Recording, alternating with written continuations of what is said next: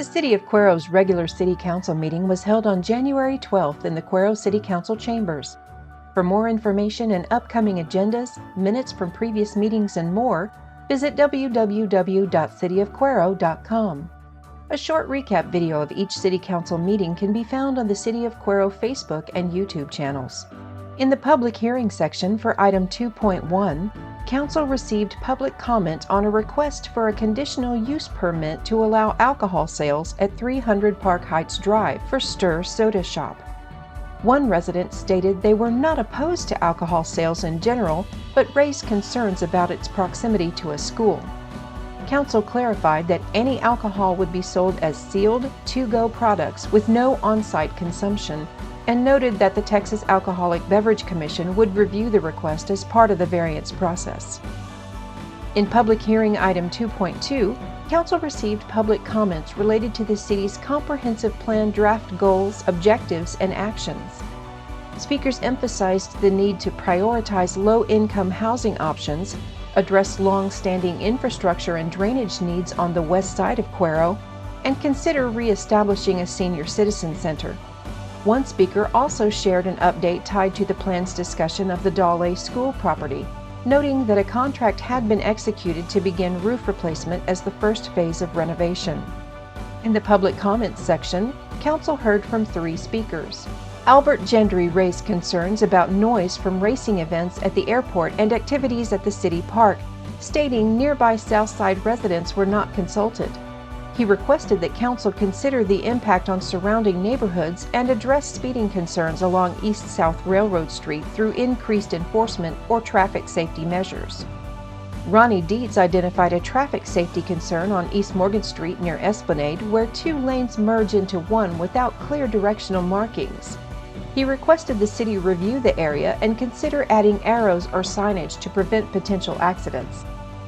Pat Trevino requested that Council revisit or amend its December 8th approval of the 287 agreement with U.S. Immigration and Customs Enforcement.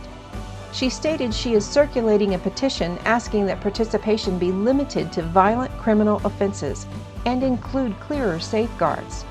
Council advised that the completed petition must be submitted to the City Secretary before it can be placed on a future agenda.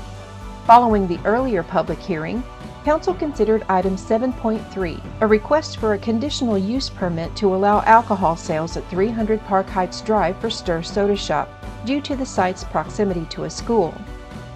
Paul Harper of the Planning and Zoning Commission reported the Commission held a public hearing, provided required notices to nearby property owners and the school district, and voted to recommend approval, noting the Texas Alcoholic Beverage Commission would still make the final permit determination.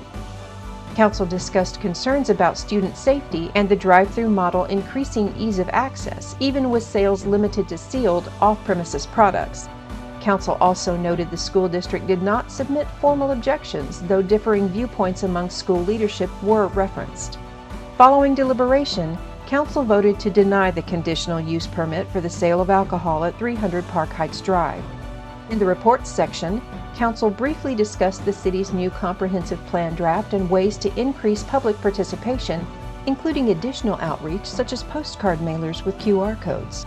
No action was taken as the discussion was intended to gather Council input. In the consideration and action items section, Council approved item 7.2, a directive authorizing the City Secretary to correct duplicate ordinance numbers that occurred during the transition between City Secretaries. The action clarified and corrected the ordinance numbering for Ordinance Number 2025-23, Gobbler Land Company Right-of-Way Deed, Ordinance Number 2025-24, Cuero 148 Development Dedication Deed, and Ordinance Number 2025-25, the Cheatham Property Purchase. In the Ordinances section, Council approved the second and final reading of Ordinance Number 2025-18, rezoning city property at the corner of Park Heights Drive and East Courthouse Street from neighborhood conservation residential to commercial general use.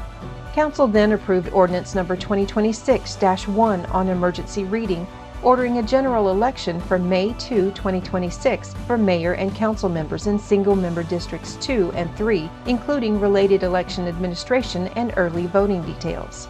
In the resolution section, Council approved Resolution number 2026-1 authorizing newly designated city officers to direct payments from city funds held at the city's depository bank. The resolution updated authorized signatories to reflect staffing changes. Council also approved Resolution number 2026-2 to select an architectural services provider for the expansion of the Friar Ag Center and authorized City Manager Wayne Berger to negotiate a contract with the selected firm. Council noted that the fee negotiations will occur next, and the proposed contract and cost terms will be brought back to Council for review and approval.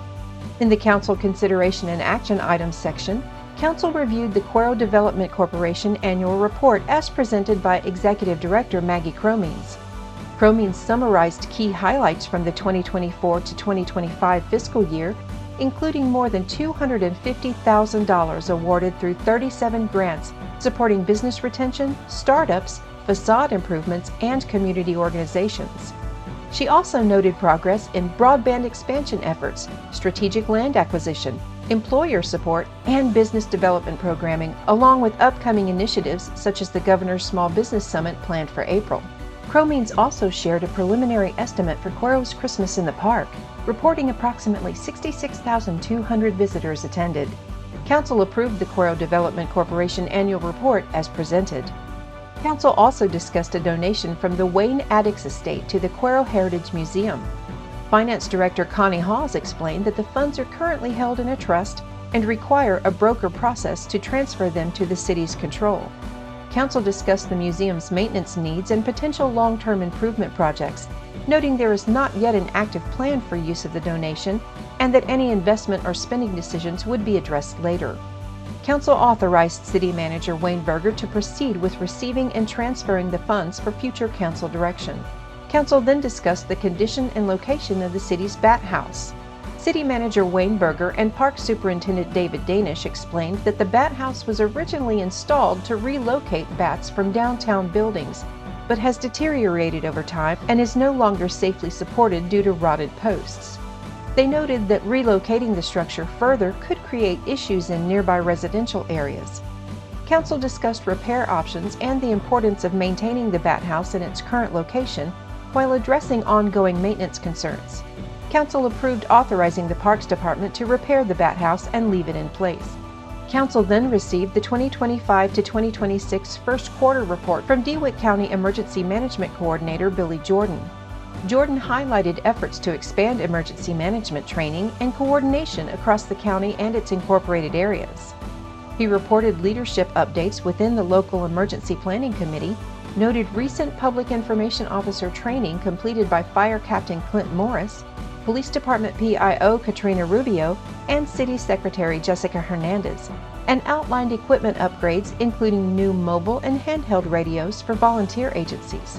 Jordan also reviewed DeWitt County's transition from Code Red to the Everbridge notification system, expanded community engagement efforts, and continued implementation of the State of Texas Emergency Assistant Registry program. Council asked questions regarding the Everbridge system and upcoming trading opportunities before thanking Jordan for the update. Mayor Emil Garza announced the following items of public interest. The city has begun accepting used residential cooking oil at the recycling center at no cost. Residents are encouraged not to pour cooking oil down drains due to impacts on the sewer system. The program is intended for household use only, not commercial volumes, and is available during regular recycling center hours. This Cuero City Council meeting recap is intended to keep Cuero citizens informed and does not reflect all matters currently before Council. For further information, concerns, or public input, please contact the Office of the City Secretary at citysecretary@cityofcuero.com or 361-275-6114 extension 101. For the latest updates on the City of Cuero, as well as Council meeting agendas, minutes, and more, visit www.cityofcuero.com.